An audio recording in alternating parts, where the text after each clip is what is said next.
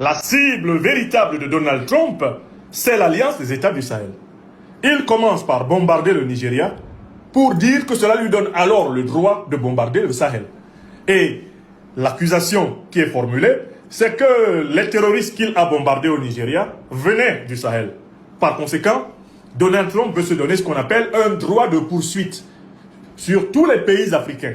Il veut s'octroyer le pouvoir de bombarder librement n'importe quel pays africain au motif de la lutte antiterroriste. La lutte antiterroriste devient très clairement le cache-sexe de l'impérialisme yankee sur le sol africain. Quand le président Ibrahim Traoré, ici à Bamako, il y a à peine 3 jours, là, à quelques encablures, dans la grande salle mythique du CICB, nous a dit que nous allions nous retrouver dans l'hiver noir. Est-ce que vous vous rendez compte que le président nous parlait de choses qui se passeraient dans la même semaine? La semaine même où le discours s'est tenu, l'Amérique attaque l'Afrique. En se rapprochant de la frontière de l'AES pour bombarder, l'armée américaine veut s'octroyer le pouvoir de bombarder dans le territoire de l'Alliance des États du Sahel. Ce qui correspond tout naturellement à une déclaration de guerre. C'est un acte de guerre contre l'Afrique.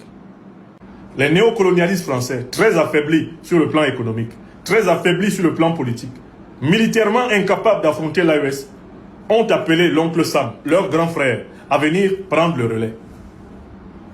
Vous avez vu les néocolonialistes français bombarder le Bénin. Vous voyez maintenant les impérialistes américains bombarder le Nigeria. C'est le même schéma. L'armée française n'est pas montée en première ligne parce qu'elle n'est pas capable de tenir une guerre de haute intensité contre le Sahel. Elle n'en a pas la capacité. Elle appelle désormais la grande armée impérialiste américaine à prendre les devants pour que les micro-impérialistes, pour que les vassaux de l'impérialisme anglo-américain viennent derrière.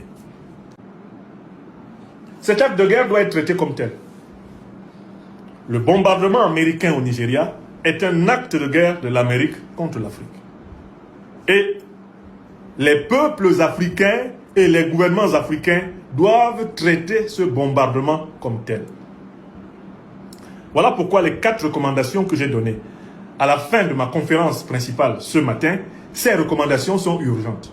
D'abord, il faut de grandes mobilisations populaires à travers le continent africain pour demander à l'armée américaine de quitter sans délai le sol africain.